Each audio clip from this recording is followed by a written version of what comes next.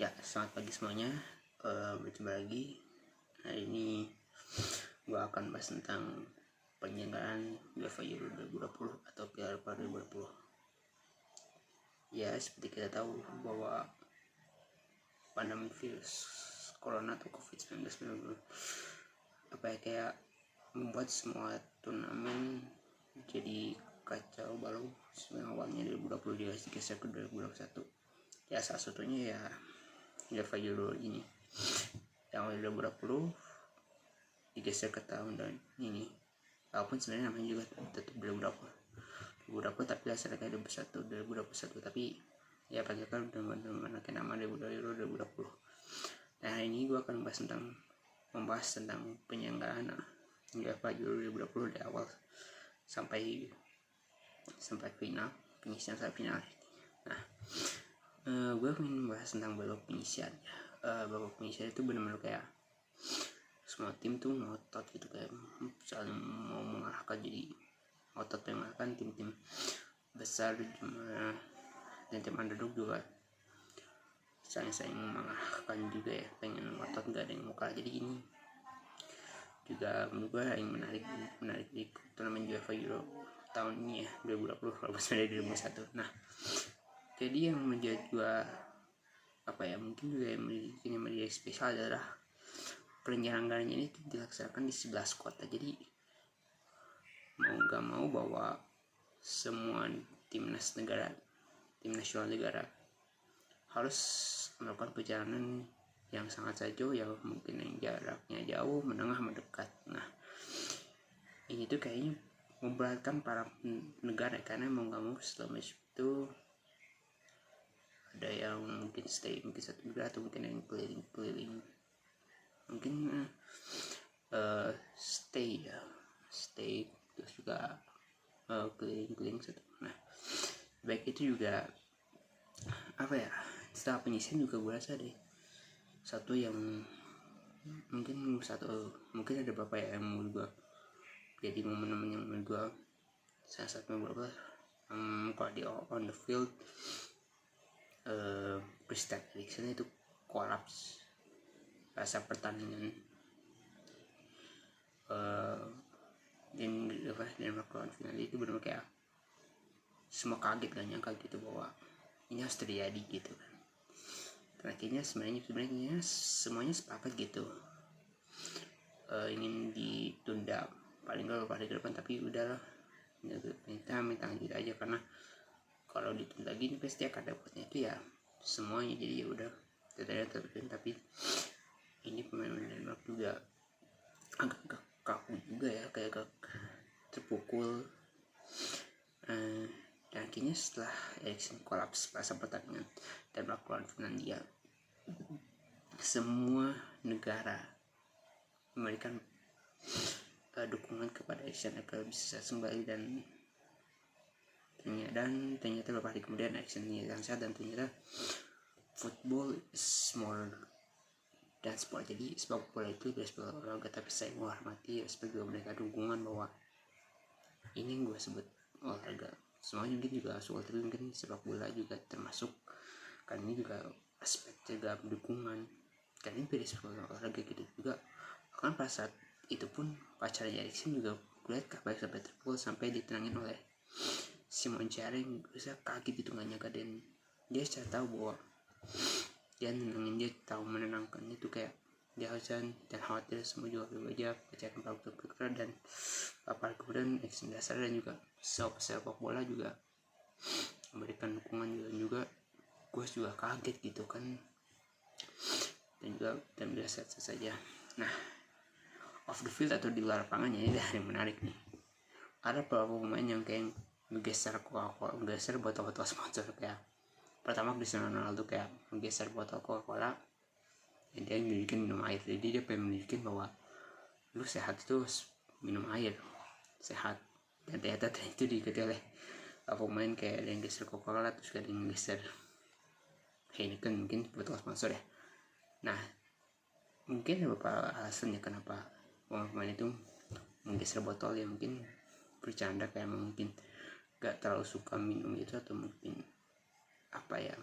mungkin dia kurang suka minum, ada yang bilang itu minum alkohol, tapi si puasa itu minumnya udah non alkohol, tapi ya ini kan selera ya, jadi itu masih bisa maklumin gitu. Ternyata VFA berikan ultimatum gitu, lu nggak usah ultimatum tuh, jangan geser-geser, karena kan bagian sponsor juga udah ngasih uang buat punya turnamen ini VFA Euro 2020, dan ini pun jadi tanda dari peringatan. Nah tapi yang sebenarnya adalah kalau ada pemain yang muslim itu, agama Islam atau orang muslim, itu nggak akan disediain botol yang atau sponsor yang beralkohol, jadi udah kayak minuman yang non beralkohol aja. Jadi biasanya memang pengen pahami gitu, karena gara orang, karena nggak semua orang bisa maklumi gitu kan, selera kan sama-sama aja. Nah setelah itu babak 16 besar ini itu benar kayak dugaan juga bahwa negara-negara underdog bisa mendapatkan, bahkan hampir mengalahkan. Nah ada beberapa negara-negara underdog itu ternyata udah bisa saling mengalahkan gitu, kayak bahkan tim-tim kuat aja udah diperlukan babak 16 besar. Jadi kayak ini terlalu dini gitu negara-negara bisa bertemu, tapi ya ini kan juga kompetisi, juga turnamen, jadi ya ini yang gue suka gitu kayak. Nah beberapa di antara tim kuat itu udah berkesingkir lebih dulu, kayak Belanda, Portugal, Prancis juga. Itu bener kayak what the football, kayak gue rasa wow, it's amazing, wow, saya ada tontonan seru. Nah di babak 18 ini bahkan lebih lebih ketat lagi ya, nggak mungkin babak yang ketat juga, babak klub juga hampir kalah, mungkin sama kayak di babak 16 besar. Sebab babak 16 besar ya udah selesai juga, yang hampir bisa mengalahkan, ada yang tim kuat yang hampir udah kalah juga di babak 16 besar juga. Babak 16 besar juga ada negara yang hampir dikalahkan terus juga. Nah babak 16 besar ya tadi juga nyambung dulu sedikit, di babak 16 besar 8 besar itu udah kayak ketat banget gitu, bahkan sampai ke ada yang sampai ke babak adu penalti. Kalau penalti itu waktu normal ada, terus kayak Swiss lawan Spanyol itu ya, mungkin kayak membuat adu penalti itu kesusahan. Nah itu kayak udah cukup menepotkan ya aku pikir. Nah sekarang kayak bahas semifinal itu, kayak semifinal itu kan dilaksanakan kan di Wembley ya, semifinal ya, sama kayak babak besar kan kayak traveling terus juga babak 18 besar juga udah traveling, jadi jaraknya jauh, jadi kayak fisik pemain jadi tantang utama, karena nggak bisa satu tempat, jadi guys dari kota-kota di sebelah kota itu. Nah ya tantangan juga ya dari babak penyisihan 16 hingga 8 dia semua itu 8 negara harus keliling travel perjalanan gitu. Nah semifinal dan final itu dari Wembley. Nah ini semifinalnya kayak gue ketat banget gitu, kayak semifinal ketat banget, bahkan sampai start nggak ada yang sampai waktu normal, semua berakhir di adu penalti dan banyak waktu. Dan ini misalnya ini masalah mental, tekanan bahwa bisa buat taktik ya, bukan taktik lagi bicara, tapi sekarang ke taktiknya mental ya. Italia berhasil menang di penalti, Italia juga awalnya tinggal akhirnya menang. Nah di final ini menarik nih, di final ini cukup menarik ya, karena ini kayak Inggris kayak dapat tekanan besar gitu, karena kan bermain di kandang sendiri. Terus juga Italia yang orang-orang juga nggak nyangka gitu Italia kan mampu bicara banyak, karena aku lihat skema permainan Italia juga nggak ada star player sama kayak Inggris star player, tapi cuma ada mungkin 1 atau 2 lah. Italia kekuatannya merata gitu, nah sama kayak Inggris merata. Nah di final itu kayak dapat tekanan gitu. Inggris kayaknya gue nonton tadi kayaknya udah unggul, terus disamakan oleh Bonucci lewat show, terus gue disamakan lewat Bonucci. Nah di babak extra time itu gue agak mungkin masa bingung ya, dan beberapa kayak pemain yang bisa memberikan masukan, kayak itu bisa kayaknya pengen cari aman gitu di babak extra time, kayak dengan kaki-kaki yang mungkin seger yang mungkin bisa dimainkan, mungkin juga di extra pertandingan pertama atau kedua juga untuk bisa taktik kayak misalnya nyerang terus juga mungkin disengaja disiapkan untuk adu penalti. Nah di adu penalti itu kayaknya sedikit apa ya, gue liat kayak untuk pengalaman yang terbicara ya, kayak Italia kayak diteror banget hampir 80 ribuan, 89 kan kapasitas mereka 90 ribu, mungkin nonton itu 90 ribu. Terornya kayak wow lu gak bisa lari lagi, dan ternyata apa dari mereka juga berhasil 3 penendang berhasil. Inggris itu kayaknya 5 penendang cuma 3 yang gagal. Kayaknya beberapa pemain Inggris kayaknya seperti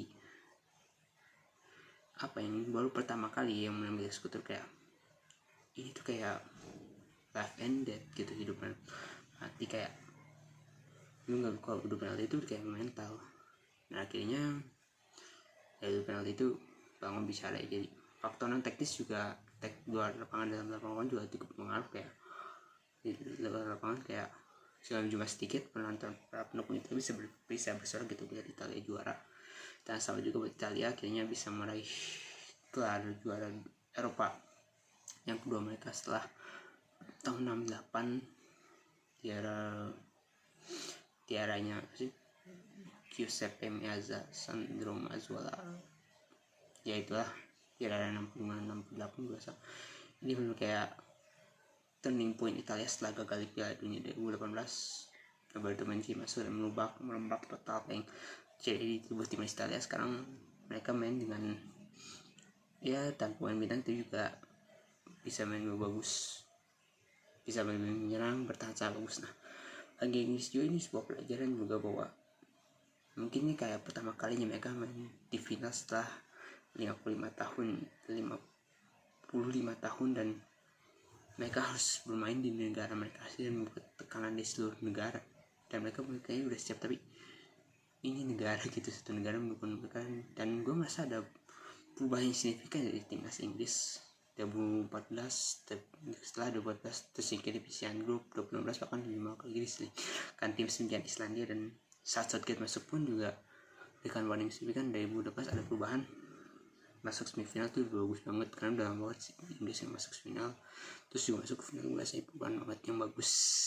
Nah gue mengharapkan bahwa nanti untuk Piala Dunia kan ada perubahan besar dari timnas negara Italia dan Inggris, dan gue harap ini benar-benar kayak Inggris ini udah siap gitu untuk Piala 2020, dan juga Roberto Mancini juga udah siap bahwa tinggal membutuhkan banyak perbaikan aja. Mungkin ada generasi yang jadi pemain Italia, terus juga Inggris juga mental juga pemainnya. Ya mungkin itu aja dari gue.